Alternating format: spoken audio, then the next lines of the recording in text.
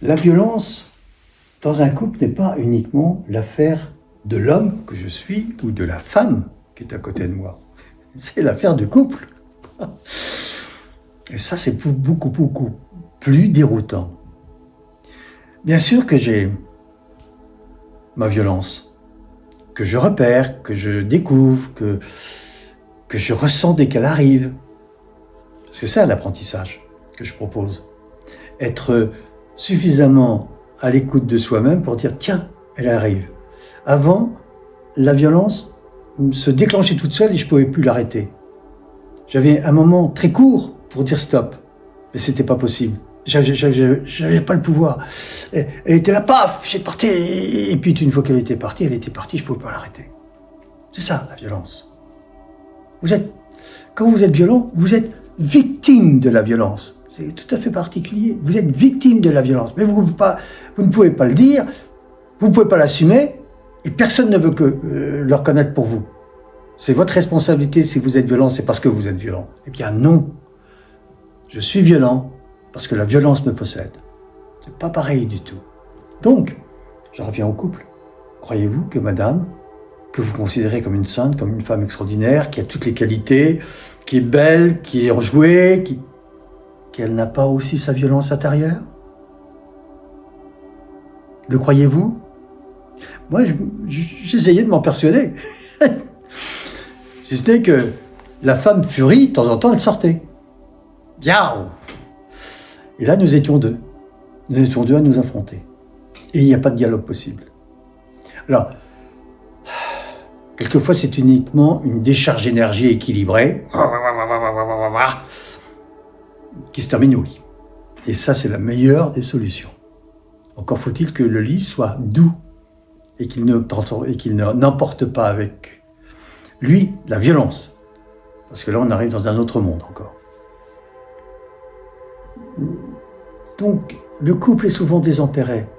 L'un et l'autre alimentent la violence de l'autre. Ma femme avait un art impossible d'appuyer sur le bon bouton qui me faisait partir en vrille. Mais moi aussi, je ne l'admettais pas, mais moi aussi. Je savais poser le petit mot qu'il fallait ou le petit geste qu'il fallait pour déclencher quelque chose, je sais, une frustration, une colère, un truc, un machin. Alors, comment sortir de ce piège? C'est de parler. Et comment se parler? Puisque vous avez tout essayé. Tout, peut-être pas. Moi, je me suis initié à la médiation pour cela. La médiation est très intéressante. Pourquoi? Parce qu'elle permet à chacun, c'est encore démocratique à 200%. La médiation a l'avantage de vous donner la parole. Le médiateur, il n'a aucun pouvoir sur vous. Il est neutre, il est transparent. Alors qu'est-ce qu'il est? Il est un catalyseur, comme on l'en dit. C'est-à-dire qu'il va vous permettre de parler.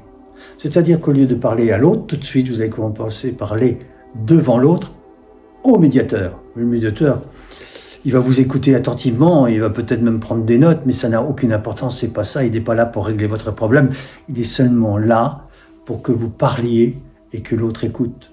Et si vous parlez directement à votre femme, ça bloquera, elle ne va pas vous écouter, mais si vous parlez au médiateur, elle écoutera ce que vous dites, parce qu'elle n'est pas l'objet ou la cible de votre propos. Et dans le couple, j'entraîne le couple à pas d'abord en médiation, c'est-à-dire le facilitateur que je suis va organiser pour vous un dialogue structuré. Et peu à peu, vous allez prendre l'initiative de vous asseoir face à face, côte à côte, pour parler, selon les règles que vous aurez apprises en médiation.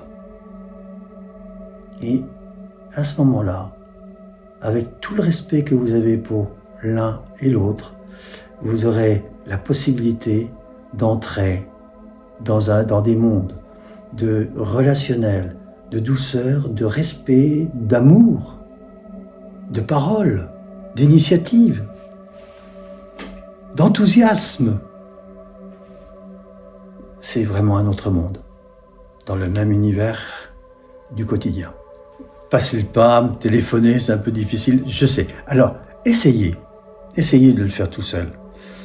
Je ne vous donnerai pas mes résultats personnels parce que je n'ai pas du tout envie de vous influencer. Mais mettez-vous face à face ou sur un canapé. Alors, un outil très intéressant, c'est le bâton de parole. Vous prenez un bâton, vous prenez une poupée, vous prenez un objet que vous aimez bien tous les deux. Vous le mettez entre les deux. OK ? Voilà. Et puis, celui qui veut parler, je prends le bâton de parole. Et l'autre, écoute. Il n'a pas le bâton. Il ne peut pas parler. Il est complètement silencieux. OK ? Et quand elle a terminé, ou quand il a terminé, je dépose le bâton de parole avec un peu de solennité, ça fait encore mieux. Généralement, il y a un silence. Et l'autre dit, je prends le bâton de parole, et c'est son tour. Et là, l'écoute est obligatoire. Et c'est déjà un grand pas. Mais je sais, par expérience, que c'est pas aussi simple que ça. Vous souriez, vous dites oui, c'est facile, bâton de parole, on fait ça tout seul, etc. N'est-ce pas, Enzo? Hein? Et si vous avez vraiment des difficultés, appelez-moi. L'appel est gratuit. Le lien est dans la description. Oui, il faut que j'apprenne la phrase par cœur.